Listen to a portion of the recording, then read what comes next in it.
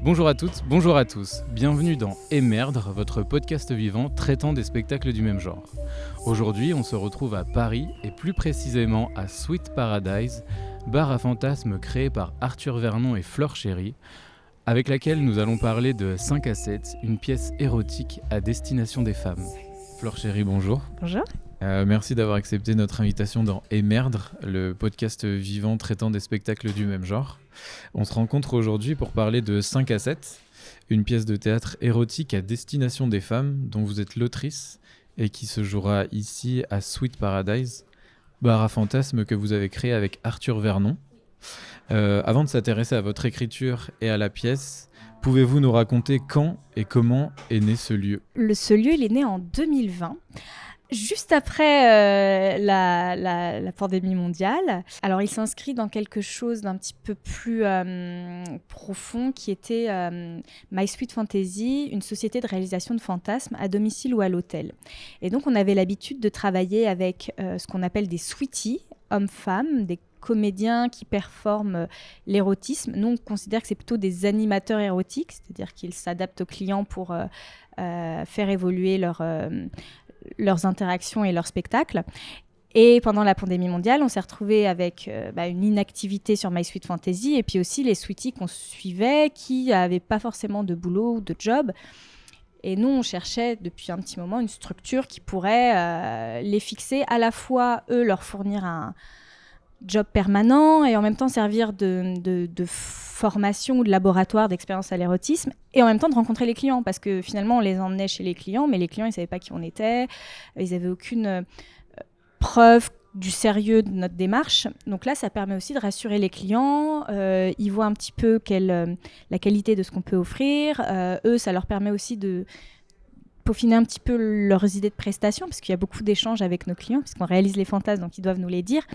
Et pour dire les fantasmes, encore faut-il qu'ils sachent avec précision ce qu'il est possible de faire et ce qu'eux ont envie de vivre comme expérience. Donc ça permet à la fois aux clients de se sentir plus en sécurité, d'avoir une idée plus précise de ce qu'ils veulent réaliser et en même temps, à nos sweeties, de se former, d'être bien encadrés, d'être plus à l'aise dans la prestation et puis d'avoir un job un peu plus stable. Et en plus d'avoir écrit 5 à 7 pièces érotiques à destination des femmes qui se jouera dans le théâtre de cet établissement, vous êtes une autrice prolifique de la Musardine, oui. Maison d'édition et librairie érotique située près du Père-Lachaise. Ouais. Vous êtes également romancière avec Matriarchie, oui. sortie en 2022, toujours aux éditions de la Musardine. Et on constate que la pierre angulaire de votre œuvre est l'érotisme.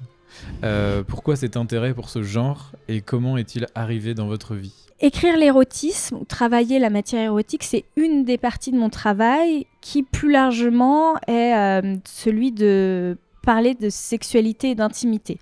C'est-à-dire que moi, le fond de mon travail, et j'ai commencé en tant que vendeuse de sextoys dans des enterrements de vie de jeunes filles, ou plutôt animatrice sextoys dans des enterrements de vie de jeunes filles, donc j'avais à cœur de parler de sexualité avec des jeunes filles, avec un côté entertainment, amusement, de faire du divertissement là-dessus. Et je m'étais rendu compte que derrière le divertissement, qui est une de mes grandes matières, c'est le divertissement érotique ou le divertissement autour de la sexualité, ça permettait à des gens de mieux comprendre la sexualité, de mieux se remettre en question leur propre sexualité, de mieux se questionner sur la sexualité. Finalement, je me suis rendu compte que ça correspondait à un énorme besoin de la société, c'est-à-dire que sous couvert d'enterrement de vie de jeune fille, en fait, je me rendais compte que les problématiques que j'allais explorer étaient beaucoup plus profondes, que les filles avaient des vraies questions très sérieuses, parfois des petits traumas, parfois des méconnaissances énormes et une vraie envie d'apprendre. Et j'ai toujours trouvé très curieux qu'il n'y ait pas d'espace plus évident pour pouvoir explorer ces questions-là. Donc, depuis, ça va faire 8 ans maintenant, je n'ai de cesse de me servir du divertissement, l'érotisme en est un, pour finalement aller chercher des choses un petit peu plus profondes sur nos intimités et les questions qu'on est en droit de se poser et les réponses qu'on serait en droit d'aller chercher. Donc, l'érotisme, pour répondre à votre question, l'érotisme que je travaille à travers la nouvelle dans l'écriture, est parfois un des moyens de questionner l'intime. Et en plus de toutes ces expériences-là, quelles sont les inspirations en termes de littérature et d'écriture, si vous en avez ? Après, j'en lis beaucoup, donc je dois certainement me laisser infuser par beaucoup de littérature à la fois passéiste. Enfin, je trouve ça fascinant, la littérature érotique. Alors après, elle évolue beaucoup, c'est-à-dire que l'enjeu de la littérature érotique a souvent été de contourner la censure. Donc par exemple, si vous lisez des livres du 18e, enfin des livres ou des nouvelles ou des fragments, souvent d'auteurs inconnus parce que personne, ou sous pseudo, on ne sait pas trop qui a écrit, parce que personne n'assumait vraiment d'écrire. Il y a beaucoup de métaphores, de périphrases pour passer la censure. Parfois, il y a un vocabulaire qui est très différent de ce qu'on pourrait utiliser aujourd'hui, comme gamahuché, par exemple, qui est très... voilà. Et il y a des terminologies qui changent beaucoup. Nous, on est dans une écriture érotique aujourd'hui qui est beaucoup plus contemporaine et restrictive en termes de vocabulaire, mais c'est quand même un vocabulaire, par exemple, pour dire un pénis, aujourd'hui, il y a à peine que et bite qui fonctionnent. Et encore, il n'y a que qui marche à peu près dans la littérature érotique. Donc en fait, il faut à la fois composer avec l'existant, c'est-à-dire quel est le langage érotique utilisé par les gens ou la jeune génération, qui est souvent un langage un peu cru, un peu cash. Et en même temps, comment est-ce qu'on crée de la diversité sémantique qui n'existe pas réellement. C'est plutôt ça l'enjeu de la littérature érotique, plutôt que de m'inspirer de choses existantes, que je lis certainement, mais... qui finalement sont parfois qui peuvent être un petit peu pauvres en termes de propositions, parce que la sémantique autour de l'érotisme est pauvre, il n'y a pas beaucoup de mots qui qualifient des choses. Et parfois, quand on veut être un peu provoque et un peu cash, on va utiliser toujours les mêmes mots.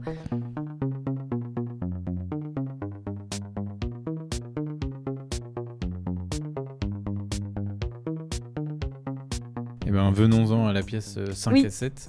Elle est produite par Glidden, un site de rencontres extra-conjugales. Est-ce un indice quant à son contenu ? Oui. Pourquoi ? Parce que Glidden, site de rencontres extra-conjugales, a à cœur de questionner le désir sexuel féminin depuis le départ. C'est vraiment dans leur ADN. Donc ça fait sens avec cette pièce qui en fait est la première pièce de théâtre érotique qu'on construit pour le désir sexuel féminin. Donc on a la même racine. Et la deuxième chose, c'est que Glidden questionne quand même toujours, alors parfois de façon un peu provoque en parlant d'infidélité, mais questionne toujours le désir sexuel pour d'autres personnes, et donc qu'est-ce que c'est être en couple et qu'est-ce que c'est parler de l'exclusivité sexuelle dans son couple. Donc finalement, il y a toujours ce fil rouge de la communication autour de l'exclusivité sexuelle ou non dans son couple. Et ça, c'est une thématique qu'on va retrouver beaucoup dans la pièce, sur un couple qui finalement n'arrive pas à communiquer entre eux. Et c'est un peu tout ça la trame narrative sur comment est-ce qu'on peut communiquer plus sereinement et plus sainement dans son couple, voire même réinventer sa sexualité dans son couple. Et vous avez déjà peut-être un peu répondu à la question, mais en quoi c'est une pièce érotique à destination des femmes ? Alors, c'est une très bonne question. En fait, nous, on est habitués, surtout chez Sweet Paradise, à travailler plutôt des pièces érotiques à destination des hommes. Je le dis de façon très grossière, évidemment, il y a des différences très singulières entre les hommes et les femmes, mais dans les grandes tendances, on va dire que les hommes sont beaucoup plus visuels. On parle souvent de plaisir scopique, c'est-à-dire que les hommes vont pouvoir avoir une excitation à voir un corps tout nu, ce qui est moins le cas chez les femmes. C'est-à-dire pour aller crûment, une femme hétéro, comme une femme lesbienne d'ailleurs, un corps tout nu comme ça, dénué de contexte, ne va pas forcément être excitant. Donc il faut travailler sur d'autres sorts érotiques que juste le striptease, qui est souvent utilisé, qui marche très bien sur les hommes, gays ou hétéros d'ailleurs, mais qui va moins bien marcher sur les femmes. Les femmes peuvent être plus sensibles. Nous, ce qu'on a voulu travailler, c'est par exemple au dirty talk, à la voix, à ce qu'on va dire, à l'intention. Elles peuvent être aussi plus sensibles à une forme de sensualité. On va essayer plus de contraindre leur corps, parce que c'est ce qu'elles vont ressentir aussi dans l'acte sexuel. Elles ont plus à travailler peut-être par exemple par rapport à l'homme, leur position, leur façon de se bouger, leur façon de se cambrer. On parle par exemple pour les femmes de la lordose, elles doivent cambrer leur... Mais ça on le retrouve chez toutes les femelles mammifères, elles cambrent leur colonne vertébrale. Bon. Donc on fait plus des jeux sur la position, des jeux sur le corps, on travaille plus la sensualité, on travaille plus le dirty talk dans cette pièce de théâtre, alors que dans beaucoup de nos autres pièces de théâtre érotique, plutôt à destination des hommes, on va aller chercher quelque chose sur le visuel. Pas que, mais on va aller chercher quelque chose de très visuel et très cru en termes de proposition. Là, le mec ne finit pas nu du tout sur scène. Okay. Et il est proposé en tant que public 2 choix de bracelets. Oui. Rouge pour une forte interaction, oui. Et bleu pour ne pas être impliqué. C'est ça. Comment Arthur Vernon a-t-il travaillé cette interaction dans sa mise en scène ? Et est-ce que celle-ci apparaissait-elle déjà dans l'écriture ? Oui. Alors l'interaction, c'est un des ressorts les plus importants de la pièce. Donc moi, j'ai essayé de la maximiser au maximum dans l'écriture. Maintenant, oui, il a eu quelques idées aussi pour fluidifier tout ça. Forcément, c'est une discussion à 2. Mais les interactions étaient déjà écrites. Le plus gros des interactions a été écrite. Comment s'est passée la collaboration entre vous deux, du coup ? Il voit mon texte, il peut me faire des propositions. J'avais pas forcément écrit, par exemple, les musiques ou les jeux de lumière. Et il y a eu des astuces aussi à trouver parce qu'il y a une régie à gérer derrière et il y a eu des astuces à trouver. Donc, il va me faire une contre-proposition. Même en termes de matériel ou d'accessoires, il y avait des propositions que j'avais faites qui ne matchaient pas forcément parce que c'était complexe. Donc, il est obligé de me faire une contre-proposition en disant tiens, est-ce qu'on peut passer de ce format-là à ce format-là qui marchera mieux avec l'éclairage, les lumières, ce genre de choses. Donc mais bon, il y a eu peut-être 1 ou 2 allers-retours et ça allait assez rapidement. Manina aussi nous a un petit peu aidé, la comédienne qui est dans la pièce, parce qu'elle a déjà aussi écrit des pièces de théâtre à Sweet Paradise, elle a aussi fait un petit peu de mise en scène, donc elle a pu, sur sa partie, elle, très spécifiquement, faire des propositions et être un peu plus impliquée dans ce qu'elle pouvait faire. Voilà, donc en fait c'était une discussion un peu à 3. Et est-ce que quand vous écrivez, vous pensez déjà un peu au plateau, à la scène ? Oui, on écrit pour la scène, donc c'est une écriture qui est pensée pour surprendre un maximum la spectatrice et essayer d'arriver progressivement à quelque chose de plus en plus érotique et challenging, sachant qu'on sait, par exemple, nous, d'expérience, que les 15 premières minutes dans la pièce de théâtre, les gens vont avoir une phase un petit peu de distance ou un petit peu de retrait. Donc, il y a toujours ces 15 premières minutes où il faut briser la glace, on ne peut pas trop leur en demander dès le départ, et progressivement, on va les faire amener à se lâcher un petit peu plus. Donc, il y a tout un jeu de séduction avec le public qu'il faut savoir amener progressivement et en même temps le surprendre et en même temps jouer un petit peu avec lui. Donc oui, c'est toujours pensé pour de la scène. Et ce thème du professeur et de l'élève est assez récurrent dans le genre érotique.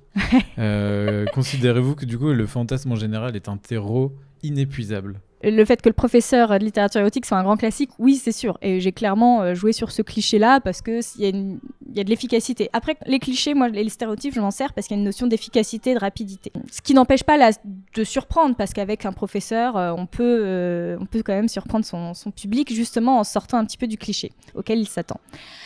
Est-ce que le fantasme est un terreau inépuisable ? En fait, je vais répondre oui et non. C'est-à-dire, en fait, il y a toujours dans les fantasmes, puisque c'est une matière que je connais bien, souvent des traits communs entre toutes les personnes qui fantasment globalement sur la même chose et puis après des singularités en fonction de chaque personne parce que chacun a sa petite sensibilité et ajoute son vécu et son envie et ce à quoi il a été particulièrement sensible.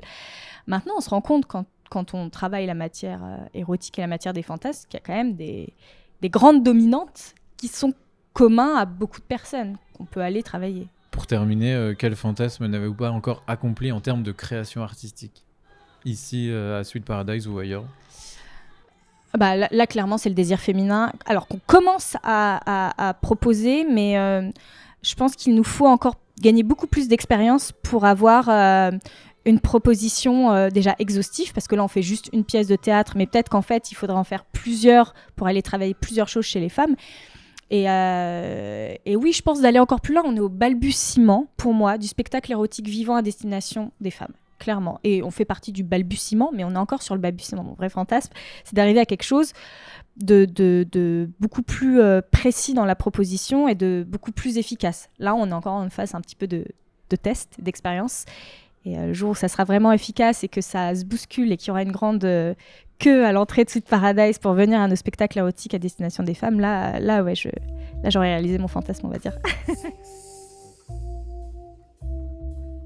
Merci à toutes et à tous de nous avoir regardés ou écoutés. On se retrouve très vite pour de nouvelles aventures spectaculaires. En attendant, vous pouvez nous suivre sur tous les réseaux sociaux pour être au courant de notre actualité.